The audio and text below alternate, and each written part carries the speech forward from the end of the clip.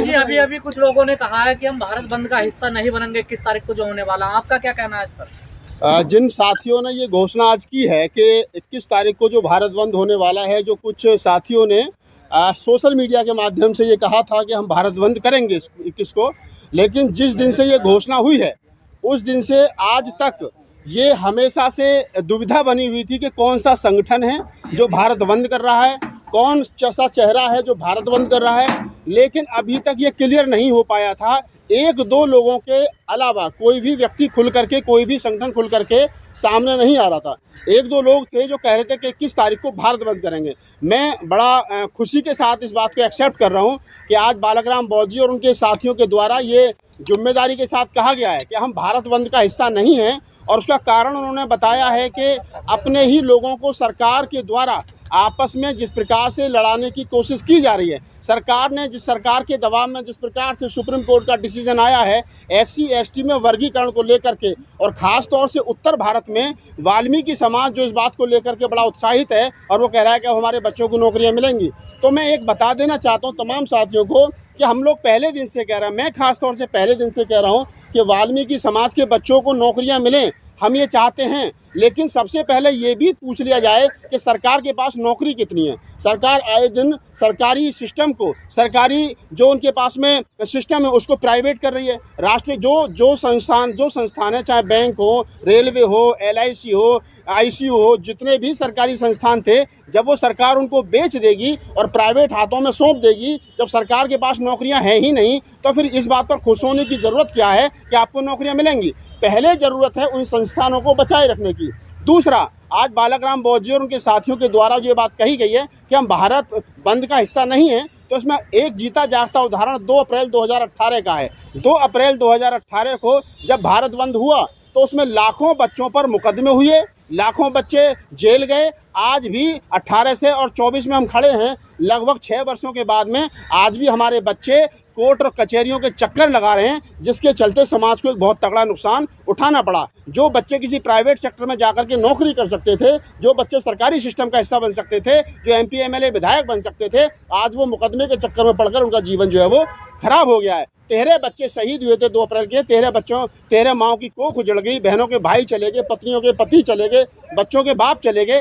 तो बड़ी क्षति है। इस प्रकार कोई भी आदमी आकर के भारत बंद की घोषणा कर दे और मेन स्ट्रीम मीडिया जिस प्रकार से उसको दिखा रहा है, ये हमको लगता है कि सरकार के इशारे पर सुप्रीम कोर्ट का डिसीजन आया है और अब उसी डिसीजन के आधार पर सरकार के इशारे पर ही कुछ लोग, चंट और चालाक लोग जो हैं, भारत बंद करके वाहवाही लूटना चाहते हैं। लिहाजा आज ये क्लियर कर दिया है, पूरे जिम्मेदार साथियों ने क्लियर कर दिया है कि भारत बंद नहीं होगा। जिनको इस जजमेंट से शिकायत है वो जाएं और जा करके अपने अपने जिलाधिकारी को, अपने अपने क्या नाम है, जो निकट सरकारी दफ्तर है वहाँ जा करके ज्ञापन सौंपें और कहें कि जो जजमेंट आया है इस जजमेंट से हम नाखुश हैं। जो SC ST का जो 22.5% सरकारी नौकरियों में और 25% जो है वो राजनीतिक में आरक्षण है, ये नहीं बंटना चाहिए, इसका वर्गीकरण नहीं होना चाहिए। क्योंकि हमें मालूम है अगर इसका वर्गीकरण होगा तो सबसे ज़्यादा जो आज हमारे छोटे भाई हमें बड़ा भाई कह करके संबोधित कर रहे हैं, वो जो खुश हो रहे हैं और जो कह रहे हैं कि आज जो है वो हमारे बच्चे MP MLA बनेंगे, राज्यसभा विधानसभा के साथ साथ आज वो डॉक्टर इंजीनियर प्रोफेसर बनेंगे।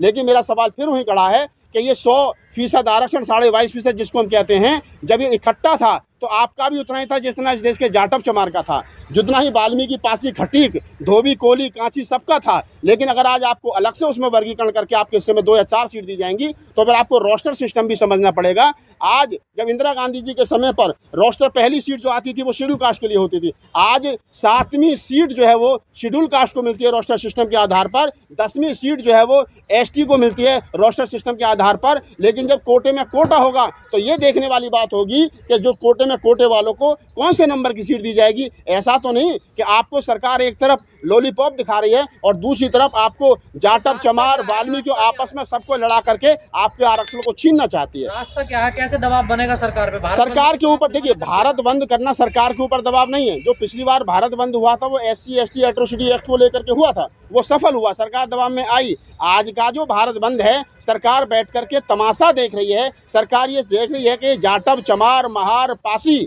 और मीणा इनके खिलाफ वाल्मीकि समाज जो खड़ा हुआ है, ये आपस में कैसे लड़ें, इन पर आपस में कैसे मुकदमे हों, एक भाई छोटे भाई बड़ा भाई को कैसे पीटे, बड़ा भाई छोटे भाई को कैसे पीटे, तो ये आपस में लड़ाने की साजिश है। मैं तमाम वाल्मीकि समाज के भाइयों से, महार भाइयों से, पासी भाइयों से, खटीक भाइयों से, तमाम वो SC ST की जो मजबूत जातियां हैं, उनसे हाथ जोड़ करके अपील करता हूं कि ये भारत बंद का मत करिए, अपने बच्चों को घरों में रखिए, क्योंकि इस भारत बंद से मैं समझता हूं समाज की जो एकाकी है वो टूटेगी। और वो वाल्मीकि समाज का व्यक्ति जो बाबा साहब डॉक्टर अम्बेडकर के आंदोलन से जुड़ा है, फूले कबीर नानक रैदास के आंदोलन से जुड़ा है, जो बाबा साहब डॉक्टर अम्बेडकर की वैचारिकी से जुड़ा है, वो व्यक्ति आज भी हमारे साथ खड़ा है। मेरे पास सैकड़ों फ़ोन आते हैं वाल्मीकि समाज के लोगों के। आज भी राजेंद्र जी का फ़ोन आया सोनीपत से, आज सुबह एक फ़ोन आया था वकील साहब का मेरे पास में काशीपुर से, उत्तराखंड से। वो कह रहे हैं कि हम आपके साथ हैं। अगर ये जो लोग इसको नहीं समझ पा रहे हैं, इसके दूरगामी परिणाम क्या होंगे, वो वाल्मीकि समाज के जो हमारे भाई खुश हो रहे हैं, उनको चाहिए वो खुश ना हो, इसकी बारीकियों को समझे।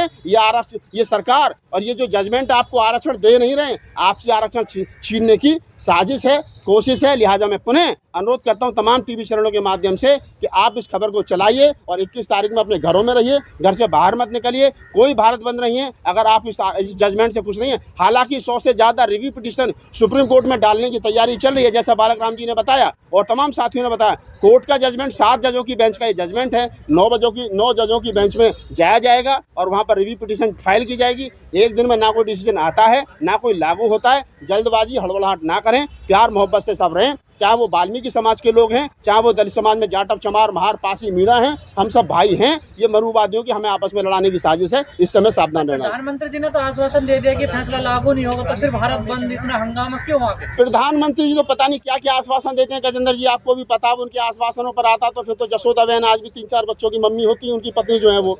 लेकिन उन्होंने वहाँ भी आश्वासन दिया था 7 फेरे लेते वक्त। पर्सनल लेने वाली बात क्या है?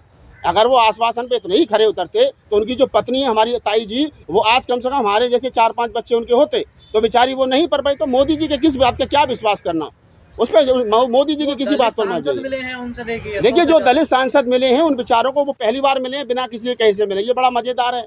आज तक दलित सांसदों के दरवाजे पर दलित एक्टिविस्ट सर पटकते रहे कि भाई ये मुद्दा उठाओ, तो ये मुद्दा उठाओ, लेकिन वो कभी नहीं गए। आज क्यों गए? उनको पता है कि अभी तो SC ST का जो नौकरियों में आरक्षण पर इस पर फैसला आया है, कल को राजनीति में आ जाएगा तो इनको भी खतरा है। लिहाजा ये अपना बचाव सोच रहे हैं, वो मिले हैं उसके लिए धन्यवाद है। लेकिन फिर मैं यही कहूँगा कि मनुवादियों की साजिश है, कोर्ट को आगे करके SC ST का आरक्षण छीनने की साजिश। और दबाव बनाना चाहिए इन सांसदों पर? नहीं, बिल्कुल दबाव बनाना चाहिए। मैं तो कितने दिन से कह रहा हूँ कि सरकार से और सिस्टम से तो बाद में निपट लेंगे। पहले जो दलित सांसद हैं उनमें जो एक चंद्रशेखर जैसा हमारा छोटा भाई ठीक है, उसको छोड़ करके जो दलित सांसद ठीक नहीं चल रहे, पहले जूता लेकर के इन्हें छेद लो। दोस्तों वीडियो पसंद आए तो लाइक, शेयर और News 22 लाइव को सब्सक्राइब करना ना भूलें। शुक्रिया। देखते रहें News 22 लाइव, सदैव आपके साथ।